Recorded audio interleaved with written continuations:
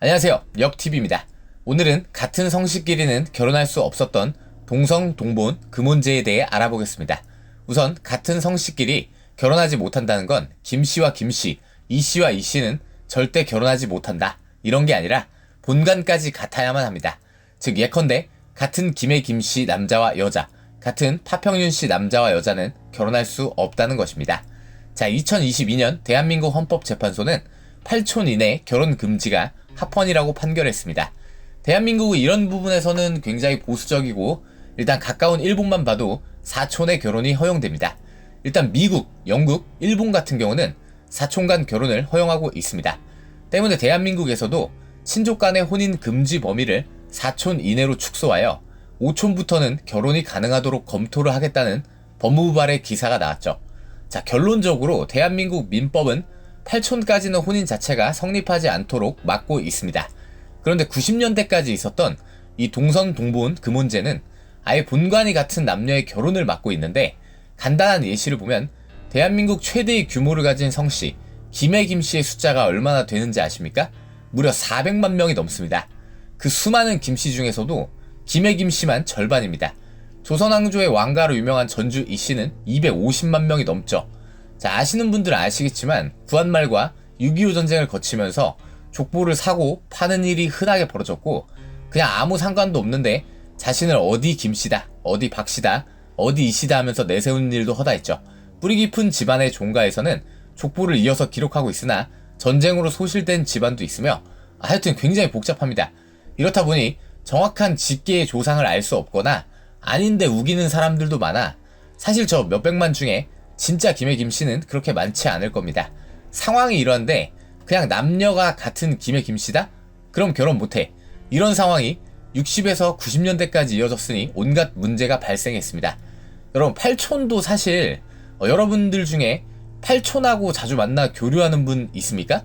8촌, 9촌, 10촌 이런 사람들은 사실 요즘 같은 사회에서는 생판 남이라고 봐도 무방하죠. 그런데 60에서 90년대까지 촌수조차 전혀 알 수 없는 같은 본관이라는 이유로 결혼하지 못했다는 거죠. 자, 역사적인 부분을 알아봅시다. 일단 역사에 관심이 많은 분들은 신라의 성골이라든지 이 한반도의 역사적으로 볼 때 같은 집안에서 혼인을 하는 문화가 오히려 상당히 많았습니다. 그러나 고려 중기 이후 유아기 사회 지배사상으로 자리 잡았고, 조선에서는 동성 동본 금혼이 자리 잡았습니다. 문제는 일제강점기였는데 1912년 일제가 조선 민사령을 발표하고 조선의 이 관습을 법적인 효력으로 인정했습니다.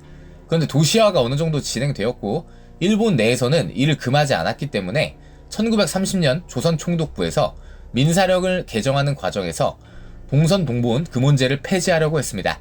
즉 대한민국에서도 1997년 헌법 불합치로 폐지되기까지 정부 수립 후 50년이 걸렸지만 사실 이를 가장 먼저 시도한 것은 아이러니하게도 조선 총독부였다는 거죠. 그런데 총독부가 밀어붙였던 이 제도의 폐지를 가장 강력하게 막았던 것은 당연히 당시 조선의 상류층이었던 자들이었습니다. 조선 친일파의 끝판왕들의 집단이라 할 수 있는 자문기관 중추원에서는 조선의 오랜 미풍양속임을 강조했고, 또 같은 혈족들 간의 혼인은 위험하다는 우생학적인 과학의 관점까지 말하며 적극 반대했고, 조선의 전통에 따라 여론에서도 이를 반대했기 때문에 총독부조차도 밀어붙일 수 없어 포기했었죠. 그렇게 이어져온 법은 대한민국 출범 후 50년대 여러 찬반 의견이 충돌하게 됩니다. 새로운 국가의 법안을 만들면서 이미 큰 의미가 없다며 일본처럼 가까운 촌수의 혼인만 막는 쪽으로 가자는 의견이 많았죠.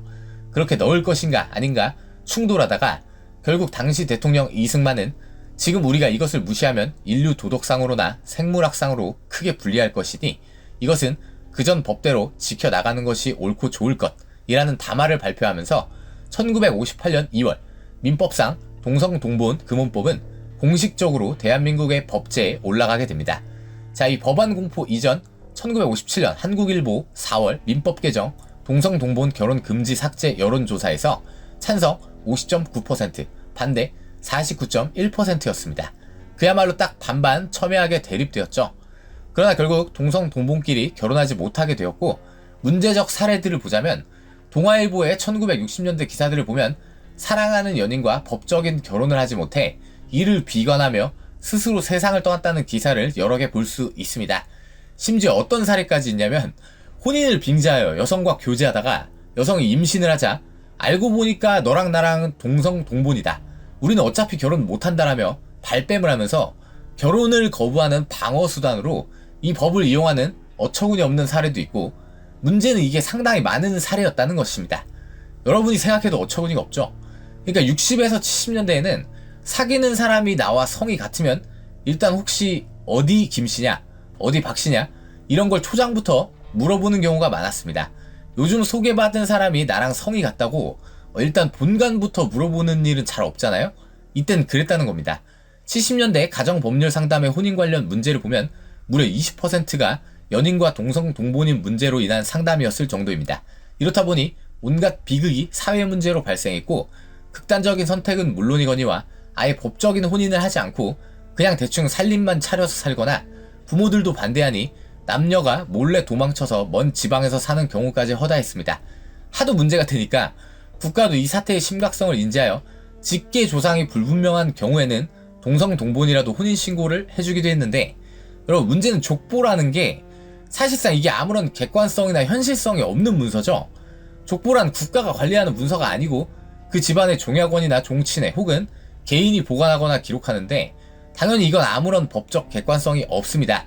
그 집안 자식이 아닌데 그냥 막 넣어도 솔직히 국가에서는 그걸 일일이 밝힐 수가 없죠. 더군다나 50에서 70년대 같이 국가의 시스템이 체계화되기 이전의 시대에는 더더욱 그렇고, 그 집안에서 그렇다 하면 믿을 수밖에 없는 게 현실이죠. 직계조상이 불확실한 경우, 촌수를 따지기 어려운 경우 예외적으로 혼인신고를 해줬지만, 그럴 때 제시해야 하는 문서도 복잡하고 그걸 담당하고 판단하는 공무원에 따라 혼인을 할 수 있는지 없는지가 불확실하게 결정되는 등 하여튼 그야말로 개판이었다는 거죠. 그러니까 담당 공무원 배정의 재수가 좋으면 특이사항에 우리 두 사람은 같은 본관이라도 시조를 달리함 이라고만 써도 운이 좋으면 혼인이 인정되고 그랬습니다. 또 행정 담당관에게 뒷돈을 주고 혼인을 성사시키는 사례까지 나왔죠. 1977년 동성 동본 남녀가 우리가 동성 동본이라고 결혼을 못하게 하지만 우린 헤어질 수도 없다는 유서를 남기고 동반으로 세상을 떠난 커플이 당시 신문에 대서특필되어 이 법안의 문제가 세상을 떠들썩하게 했죠. 자, 여러분 생각해봅시다. 조선 대한민국의 촌수라함은 과학적으로 생각해도 가장 큰 문제가 오로지 북의 혈통만을 따지게 되어 있죠. 본관인 김해 김씨나 전주 이씨도 그냥 북의 혈통에 따라 정해지잖아요.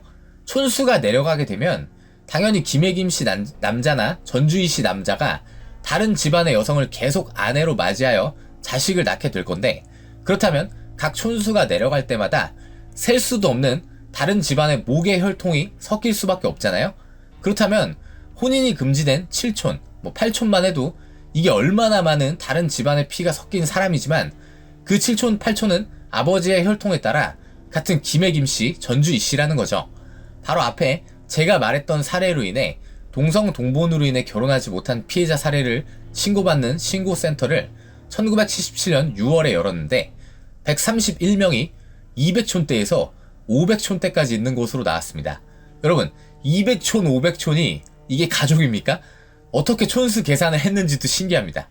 그렇게 되자 1978년 특례법을 만들어 확실한 조상 계통의 커플이 아니면 혼인신고를 하게 해주는 조치를 단행하기도 했습니다. 그리고 지속적으로 국가가 이를 도왔고 80년대 90년대에도 일부 커플을 구제해 주었습니다만 전체를 도와준 것은 아니었습니다.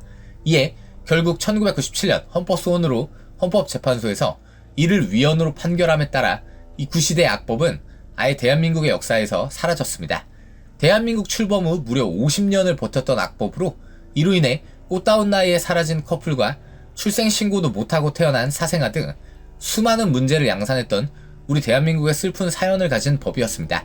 이 사례는 미풍양속과 전통이라는 미명하에 있었던 아픔을 법률이 어떻게 현실의 문제를 해결해야 하는가를 보여주는 아주 중요한 사례라 하겠습니다. 고 신해철 씨의 그룹 넥스트의 노래 힘겨워하는 연인들을 위하여라는 노래가 바로 이 동성 동본 그 문제를 비판하는 내용이죠. 그 노래의 가사는 이렇습니다. 친구들과 부모 모두 내게 말을 해. 너를 단념하라고. 그렇지만 난 느껴. 왜 내겐 꼭 너여야만 하는지. 이는 대한민국의 현대사에서 청춘의 한복판에 있던 모든 젊은이들의 아픔이라 할 것입니다. 시대의 아픔으로 안타까운 선택을 해야만 했던 그 시대의 모든 힘겨워하는 연인들에게 애도를 표합니다. 감사합니다.